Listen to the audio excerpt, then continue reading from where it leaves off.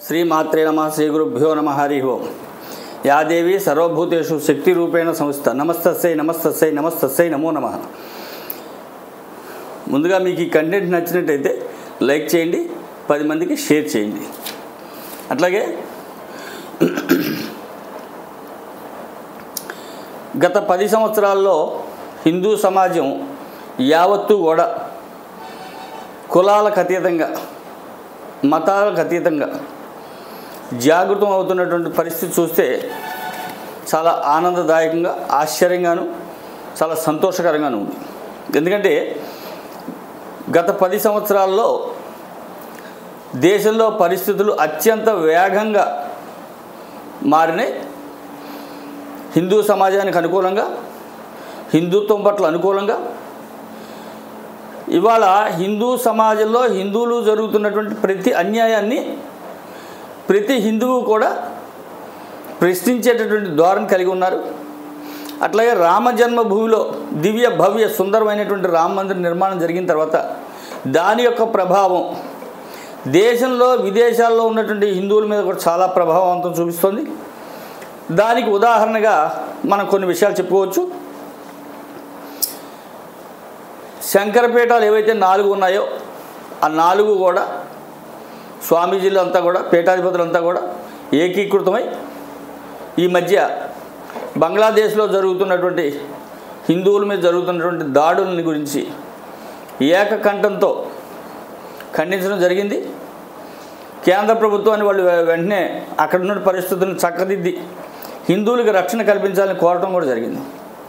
అయితే గత కొన్ని సంవత్సరాలుగా హిందూ ధర్మానికి వ్యతిరేకంగా పనిచేస్తున్నటువంటి రాజకీయ పార్టీలతో కలిసి నడిచినటువంటి వాళ్ళు కూడా ఇవాళ హిందూ ధర్మానికి మనం అండగా నిలవాలి అని చెప్పి ముందుకు వచ్చినటువంటి పరిస్థితి ఉంది.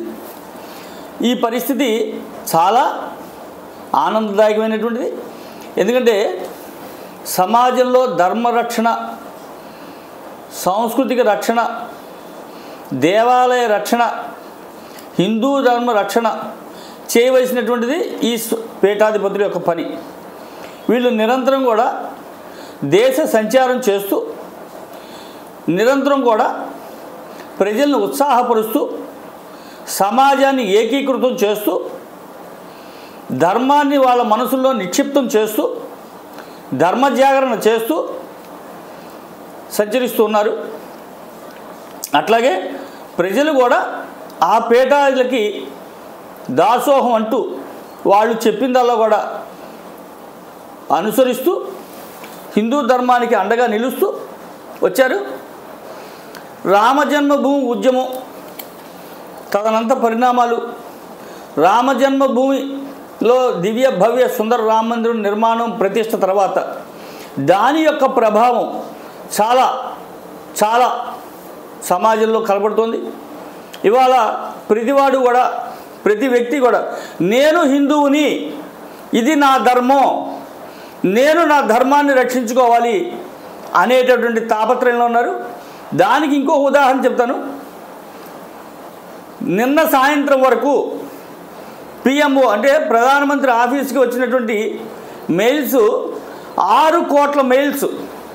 ఏది వక్ఫ్ బోర్డు సవరణ చేయాలి లేదా రద్దు చేయాలని చెప్పి హిందువుల వైపు నుంచి, హిందూ సమాజం నుంచి సుమారుగా ఇప్పటికి వచ్చినటువంటి 6 కోట్ల మెయిల్స్. హిందూ సమాజంలో ఎంత జాగృతమైందో చూడండి. ఈ 70 సంవత్సరాలు ఎప్పుడూ లేనంత విచిత్రంగా సమాజం మొత్తం కూడా ఇవాళ ముందుకు వచ్చింది. అట్లాగే ఇంకొక విషయం చెప్తాను. శంకరపీఠాలైనటువంటి 4 పీఠాల్లో ఒక పీఠం జోషిమఠ్, ఇది ఉత్తరాఖండ్లో ఉంది. బద్రీనాథ్కి 40 కిలోమీటర్ దూరంలో ఉంటుంది. ఈ స్వామీజీ అవిముక్తేశ్వరానంద స్వామీజీ మొదటి నుంచి కూడా విశ్వ హిందూ పరిషత్, ఆర్ఎస్ఎస్, అట్లాగే హిందూ ధార్మిక సంస్థలు, స్వచ్ఛంద సంస్థలు అన్నిటికీ కూడా కొంచెం వ్యతిరేకంగా భావాలతో నుండి సెక్యులర్ పార్టీలు, కుహనాల లౌకికులు అనేటువంటి చెప్పబడుతున్నటువంటి పార్టీలకి మద్దతు ఇస్తూ వచ్చారు ఈయన. కానీ బంగ్లాదేశ్లో జరుగుతున్నటువంటి అల్లర్లు చూసిన తర్వాత, వక్ఫ్ బోర్డులో జరుగుతున్నటువంటి అరాచకాలు చూసిన తర్వాత ఈయన కూడా బయటికి వచ్చి చాలా ఘాటుగా ఎన్నడూ లేనంతగా సమాజం విస్తుపోయేలాగా మాట్లాడటం జరిగింది. ముస్లిమ్స్లు భారతదేశాన్ని విభజించి ప్రత్యేక దేశాన్ని పొందారు. కరెక్టే కదా. 1940లో పాకిస్తాన్ విడిపోయింది. భారతదేశంలో ఒక ముక్కగా పాకిస్తాన్ విడిపోయింది. ఇంకా భారతదేశంలో ఎందుకు నివసిస్తున్నారు వాళ్ళు? మతం పేరు మీద వాళ్ళకి ఒక భాగాన్ని ఇచ్చేసిన తర్వాత ఇంకా భారతదేశంలో వాళ్ళు ఎందుకున్నారు? వాళ్ళు ఇస్లాంను పూర్తిగా ఆచరించే దేశానికి ఎందుకు వెళ్ళట్లేదు? పాకిస్తాన్ ఇస్లామిక్ దేశం, ఇస్లామిక్ పేరు మీదే ఏర్పడింది.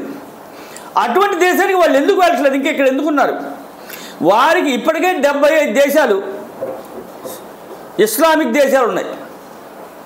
ముస్లిం నుంచి ఇప్పటికే 75 దేశాలు ముస్లిం దేశాలు ఉన్నాయి.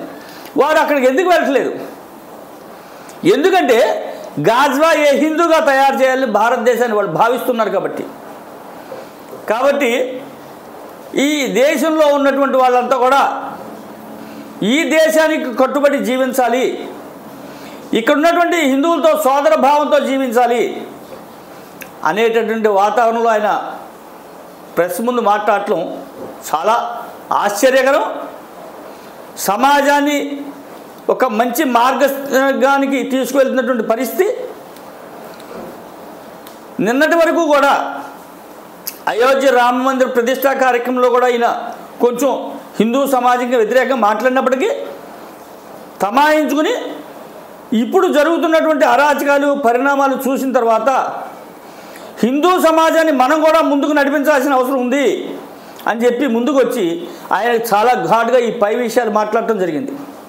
కాబట్టి శంకరపీఠాలు 4 కూడా హిందూ ధర్మానికి సంపూర్ణంగా మద్దతు తెలుపుతూ ఉన్నటువంటి పరిస్థితిలో యావత్ హిందూ సమాజం కూడా జాగృతమయ్యి తమ యొక్క కార్యక్రమాలని కూడా హిందూ ధర్మానికి, హిందూ సంరక్షణకి, హిందూ సాంస్కృతిక సాంప్రదాయాలకి, అఖండ భారతానికి అనుకూలంగా ఉండేటటువంటి మార్గదర్శనం చేసుకోవాల్సినటువంటి అవసరం ఎంతైనా ఉంది. ఈ విధమైనటువంటి పరిస్థితి ఇవాళ శంకరపీఠాలు 4 కూడా కానే కాదు, యావత్ భారతదేశంలో ఉన్నటువంటి చిన్నా చితగా అనేటువంటి ఈ పీఠం ఆ పీఠం అనే పని లేకుండా అన్ని పీఠాధిపతులు కూడా ఏకీకృతంతో హిందూ ధర్మానికి ముందుకు వస్తున్నటువంటి పరిస్థితుల్లో యావత్ సమాజం కూడా ఈ స్వామీజీల వెనకాల నడవలసినటువంటి అవసరం ఉంది. కుల మతాలకు అతీతంగా, రాజకీయాలకు అతీతంగా ధర్మ సంరక్షణ కోసం, హిందూ ధర్మ సంరక్షణ కోసం ఏకీకృతమై మనంతా కూడా ముందుకు నడవలసినటువంటి అవసరం ఎంతైనా ఉంది. ఇదే విషయం స్వామీజీలంతా కూడా ఏకీకృతమై చెబుతున్నారు. మనంతా కూడా హిందూ సమాజం యావత్తు కూడా ఏకీకృతమైతే జరగబోయే పరిణామాలు చాలా అద్భుతంగా ఉంటాయి. భారతదేశం కాదు, భారతదేశానికి చుట్టుపక్కల ఉన్నటువంటి వెలుపల ఉన్నటువంటి దేశాల్లో కూడా హిందువుల యొక్క పరిస్థితి కూడా నా భూతో నా భవిష్యత్తు అన్నట్టుగా ఉంటుంది. కాబట్టి యావత్ హిందూ సమాజం కూడా మేల్కొని ఈ స్వామీజీల ఆధ్వర్యంలో, ఈ పీఠాధిపతుల ఆధ్వర్యంలో మనమంతా కూడా ముందుకు వెళ్ళవలసినటువంటి అవసరం ఉందని మరొకసారి తెలియజేసుకుంటున్నాను. జై హింద్, భారత్ మాతాకి జై.